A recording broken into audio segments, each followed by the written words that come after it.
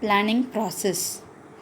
So, planning, as we are seeing from the beginning of the chapter, it is deciding in advance about what is to be done and how it is to be done, and it is the process of decision making. So, to implement a particular plan, also there are some process that is to be focused for the organization, and it is being done by the manager. So the first process under that is setting objectives. So before going for making a plan, the objectives is to be set, and this is considered to be the first and the foremost step. So what is the objective? What is the aim of the organization? So that is to be set for the benefit of entire organization and each and every department or unit in the organization. So, after setting the objectives, the whole organization is supposed to work on the goals that is being set and what is the ways, different ways to achieve it. So, that will be the focus of each and every persons, those who are working in the organization. And each and every departments in the organization should contribute themselves to achieve the organizational goals. So before that, what is the objective of the organization? So that should be clearly stated to each and every departments and units, and each and every individual employee should be aware of the objective that is to be achieved. So a clear instruction is to be given by the topmost management. So as per the instruction, each and every department head will provide direction to all the departments or the units, and they all together will work for the objective of the organization. So this will be the first objective. Suppose if the objective is not being stated in a clear manner, so they will not understand what is the action that is to be focused, and what is the contribution that is to be given to them. So all these things will lead to confusion, and this will not work out for achieving the goal. So objective should be set first, and it should be clearly stated to each and every department and individual in the organization. The second point is developing premises. So premises here, it means assumptions about future. So about future, planning is already a task of assuming something about future. The same thing, premises is also about assumptions something made about future. So planning, in what ways they can do something in a useful manner to the future. So how future planning will be done, and mostly this has been done by the manager of the organization.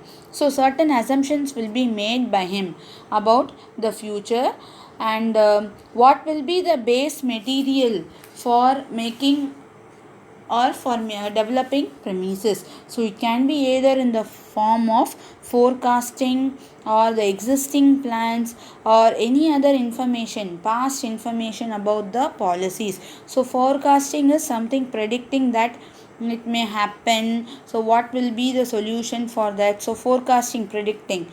Existing plan, so what is the actual plan now going on, whether it is advantageous one for the organization or not. So likewise they should analyze and find whether it is a useful one for the organization or not. Or it can be from the past information about the policies. So what is past information about the policies which is been rendered by the government and political institutions and all. So all these things will be as an assumption for the manager, and by that the premises or assumptions must be clearly set for all, and there should be a total agreement on them. So all the managers, those who are involved in planning, so they will be familiar about all the activities in the organization, because they will be an experienced person in deciding about the product, demand of the particular product, or a policy change, or interest rate, or price of capital goods, etc. So accurate forecast is to be done for getting the successful plan. The third point, identifying alternative courses of action. So, what is alternative course of action? Suppose a plan is there, only one plan is there, means in that way there is no need of any alternative at all. So, that particular plan will be focused and it will be implemented, and the task, whether it is a completed one or not, will be analyzed finally. Supposing there are two or three ideas, or there are many ways to act and achieve the objectives, then each and every act or each and every ways will be worked out, and there comes the alternative course of action.